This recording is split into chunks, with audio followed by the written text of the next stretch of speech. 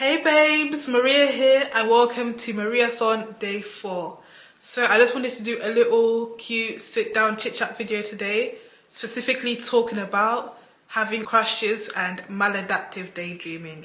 Now, I've said this in a prior video, I am the queen of maladaptive daydreaming. Like, it's really bad. First of all, I didn't even know that there was a term for this, that other people did it. But tell me why I just looked up the definition of it right now online to not give misinformation. Like, here it is. Maladaptive daydreaming is classified as a mental health condition. Like, literally, I'm gonna read it here. Maladaptive daydreaming is a mental health condition where someone compulsively daydreams to the point of interfering with their daily life.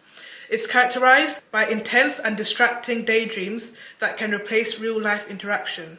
People with MD often create elaborate internal worlds with multiple characters and storylines. Daydreams can be triggered by real-life events, sensory stimuli, or themes like violence, power, or escape. Guys, can we highlight the part where it said people with MD? I did not know this was a mental health thing. Like, just about my whole life, I've been doing this since I was a little girl, and I'm now 22, daydreaming. And this really links into crushes. Because first of all, I've really not had that many crushes. How many have I had? I'm going to say the initial of their first name to remember. I believe my first proper crush was a boy. His name started with F in primary school. Then a boy, his name started with W when I lived in Kenya. There was another... this other one I wouldn't consider... Okay, the ones that I actually consider crushes are, I believe, 3. And out of the 3 crushes, one of them was pure delulu, which I'm gonna get into, and the other, like, I'm just gonna get into it because I know there has to be someone who can relate to what I'm saying. And by the way, I'm rocking an afro today. What you think? I just had to do something quickly. I think I'm gonna wear afros more in my videos because it's just too much effort always trying to do the schmiddle part, like, just let the hair breathe. Anyway, and you know how it said, like, it can interfere with daily lives and they have, like, entire storylines? Guys, I feel deluded. I feel like I'm always living in La La Land. Like, that's me. Like, I'm the type of person, before I sleep, I like making up entire story. Like, my mind has movies. And the thing is with me, I don't use, like, characters, like, made up people. Like, if I daydream, whatever, I often use people that I know in real life. And I feel like, actually, my intense maladaptive daydreaming has made me believe I had a crush on someone when I actually didn't. Like, truthfully speaking, I've only had 2 genuine crushes, genuine. But as I was saying, yeah, I believe the maladaptive daydream could have almost fooled me at times into thinking I had a crush on someone. When in reality, I didn't like them. I liked the idea of them, and I created an entire persona based on the maladaptive daydreaming. Like, let's say there was a boy that I convinced myself I had a crush on, really I didn't. But then let's say I didn't know him properly, like let's say there's a cute boy in school, whatever. I don't know this guy, I don't know his character, I don't know his temperament, but then I just create this idea. And the crazy thing is, one of the boys, not one of the ones that I characterized as one of the proper 2 crushes, but this other boy, and I'm just gonna call him crush, but I don't consider what I had to be crush. It was, I think the word is limerence. Is it limerence? Infatuation? The crazy thing is I had never had a verbal conversation with this guy. If I told you how I ended up having a crush on him, let me tell you before I get into the story. So this boy that I'm about to tell you the story about, yeah, I'm not even gonna say his initial because I'm not gonna allow people to know who it was. Like, I don't know, you never know who's watching on YouTube. I don't know if people from my old school days are watching. But one time we were in assembly, you know, when the whole school, your year group comes together. So we're all sat in rows and the teacher is just there at the front speaking. And this boy, who I don't know, we'll call him Infatuation, because that's what it was, Infatuation. So the teacher's there speaking and Infatuation is there. Bear in mind, I never knew this guy existed before. I'd never heard of him. But for some reason, my eyes kept darting back to him. I couldn't even see him because I was sat behind. So he was sat in front somewhere way ahead and all I could see was the back of him. I want to sound so delusional. Do I even want to tell this story? I promise I'm not a crackhead. But my eyes kept going to him. And then fast forward, I did find out his name, whatever. And then tell me why I had a dream of this guy. I'm not even joking. I had a dream. And I've actually had girls say that there was a boy, they didn't care for him, nothing. Then they had a dream of him. Then suddenly they felt obsessed. It's just so, I don't know what it is about him that was drawing me to him. Like, when we were in class or something, I didn't have any classes with him, but let's say, you know, when you're walking in the hallways and someone walks past you, it's almost as if I was hyper aware of his presence. It's so, it really felt spiritual. Like, when he was around, it's as if I could sense he was, I don't know what it was. Guys, in my 22 years of living, I've never had an experience as crazy as that one. But you know how it said that if you have MD, it can distract you from real life situations? I just remember one time I was sat, this boy was staring at me. Staring. Then one time he did come up to me. I was busy in La La Land, distracted, that when he came up to me, it's as if my body didn't process that there was a man right there next to me. Essentially, our entire year group was put into groups, yeah? And we must have had like cards or something. So you know how like a boy can like tease you, like playing around? He must have grabbed my card, but I'm busy daydreaming about something. I'm not even aware of what's going on. He must have grabbed my card, you know, to like get a reaction. When I didn't react, he ended up giving the card back. And then it's only after he walked away that I snapped out of my daydreaming like, oh, that was him. Guys, I have another memory. I used to be, like, I'm very punctual. I'd always be one of the first people to arrive to school every morning.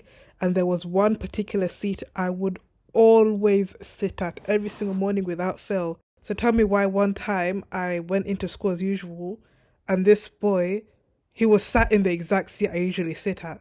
And I didn't go and sit there. There was, I think, some other guy in between. I could have sat, but I don't know. I just ended up not sitting there. But you know what? I believe what's meant to be will be. Myself and him were not meant to link. It wasn't God's plan, you know? And sometimes God can put hurdles and block you from connecting with certain people. Because I don't know what the future would have been. I'm not saying it would have ended horrifically. But honestly, it may have just ended in boyfriend, girlfriend, maybe been fornicating. Like, it just wasn't meant to be. And you know how I said I've never had a boyfriend or anything like that, but because of maladaptive daydreaming, I sometimes, you know how I said I would create an image of something or someone in my mind. There could be a boy that I genuinely did not like him, I didn't have a crush on him, but let's say I knew deep down that there was some sort of interest from him, I could maybe try force myself to like him, believing like, oh, I can grow to love him. I feel like more so women do this. I feel like when a man likes you, he just likes you, that's it.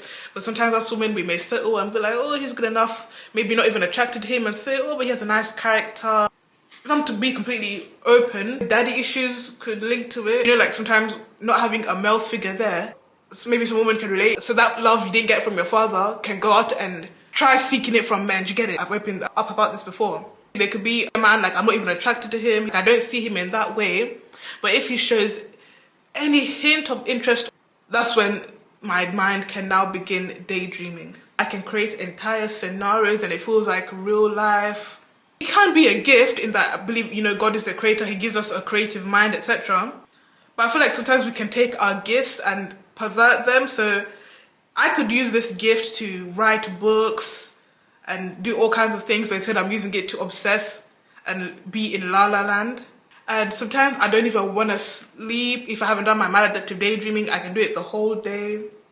And even if it's not maladaptive daydreaming, you know when you're having a certain dream, your alarm rang, but you hadn't finished your dream, and you're just thinking, no, I need to go back to my dream. And sometimes, you know, let's say your life, you're not where you want to be, so you daydream. Instead of living in the here and now, accepting these are my current circumstances, thinking way ahead, imagining the future. For instance, I'm an up-and-coming YouTuber. I want to do YouTube full-time. That's the dream. I want to be a vlogger. And I currently have 1.64k subscribers. And I am grateful, but you know, sometimes instead of just focusing on the here and now, my mind's thinking, oh, but I want 100k, or when I get 1 million, or when I get the plaque, the day I blow up, how is it gonna be? Will I wake up and a video has picked up? And you know, sometimes it's not leaving room for an element of surprise. You know how like in maladaptive daydreaming, you're in control. You can decide the fantasy, wanting to take full control. That's something about me. Even when it comes to my beliefs, I'm a Christian, sometimes I find it hard to submit to God and let God have his way in my life because I want to be in control. I want to have the script. If it was up to me, I'm the type of person to want God to sit me down and tell me every single thing that's going to happen in my life. Like, of course, God can reveal certain things, but some things also remain a mystery, you know? His ways are not our ways. His thoughts are not our thoughts. Guys, it's to the point I don't even like surprises. If someone else liked it, I'll do it for them. I personally, I always want to know what's going on every minute of every day. It's as if I don't want to let go of the control. Certain circumstances happened in my life that I had no control over. They were very traumatic. So now I'm trying to take the power back. And you know, like even in my other circumstances, like 3 years ago, I was homeless, but in my maladaptive daydreaming, I could make a new reality where I'm well off. Finances is not a problem. Or like, I've never had a boyfriend, nothing, but I can maladaptive daydream and create a storyline of having a man, of getting married. Let me not even pretend. You can even become lustful and you're imagining, yeah, he's gonna do this.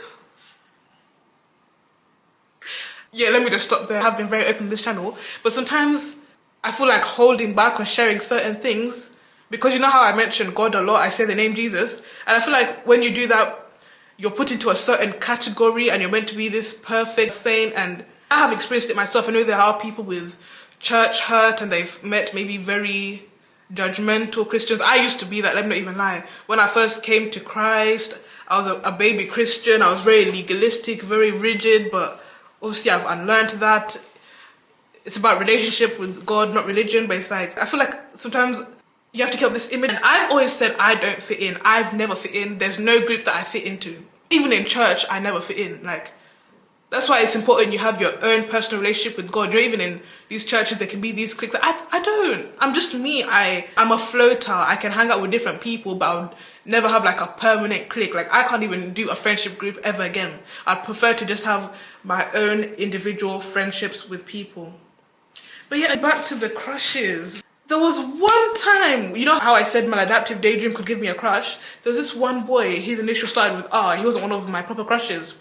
But we used to have some game, I don't know what game it was, but like these characters. What game can I think of? Movie Star Planet, Invu. And in this game, you know how you can have many people from your school, you all like add each other, whatever. He must have been my boyfriend in that game. And from the moment I then created a fantasy, and that's why as much as, of course, stuff like marriage is the desire, I would want it, I'm not ready until I've dealt with my maladaptive daydreaming. I'm not gonna date because I want to know that it's not just an infatuation, that any man that shows any little bit of interest, just cling on to him. No, I want to be in my right senses. And there's nothing wrong with having a crush. And you can have a crush, and you know, sometimes deep in your emotions, especially as women, you could have a few conversations and then already thinking ahead, imagining the marriage, imagining the wedding, or what would our children look like, or texting your friends, or he said this, what does this mean? Putting extra effort into your appearance, doing things to attract him, just doing the most. I feel like that's why I can be very good at telling stories. If you're a maladaptive daydreamer, sometimes it's easier to articulate yourself because all you do is play stories in your mind all day, every day. Yeah, this video, I hope it wasn't boring. I'm sorry if it seems low effort, I decided to do something quickly. I'm not sure what my next video for Mariathon will be because I wrote a list of video ideas. I wanted to do one where I was learning K-pop dances, but I'm not sure when I'm going to do that. Like, let me just read you a couple of examples of videos coming up that I want to do, but I don't know in which particular order. I put new YouTuber tips, just a part 2 continuation for people that want to be YouTubers. How to be confident despite your insecurities, but I feel like I've talked about insecurities a lot. Why I'm scared of commitment, just opening up about that. Story time, this one's juicy. I titled it, I used to catfish people. This one is so funny when I tell it. My pet peeves. I wrote down me potentially doing a mukbang. Things I wish I knew as a teenager. Answering your assumptions. Girl talk, TMI edition. Just all kinds of things. I have lots of ideas. I may change my mind and switch it up, but that's the kind of things I have in mind. Let me get the camera and hold it so we can be more up close and personal. I need to stop maladaptive daydreaming and live in reality. And you can miss the current blessings and the current lessons in your life if your mind is too far ahead. Anyway, that's it, girls. That's it, boys. If you ever have any video recommendations, please let me know, because sometimes when I release videos, I'm like, are people even enjoying this? Let me know. Okay, bye-bye.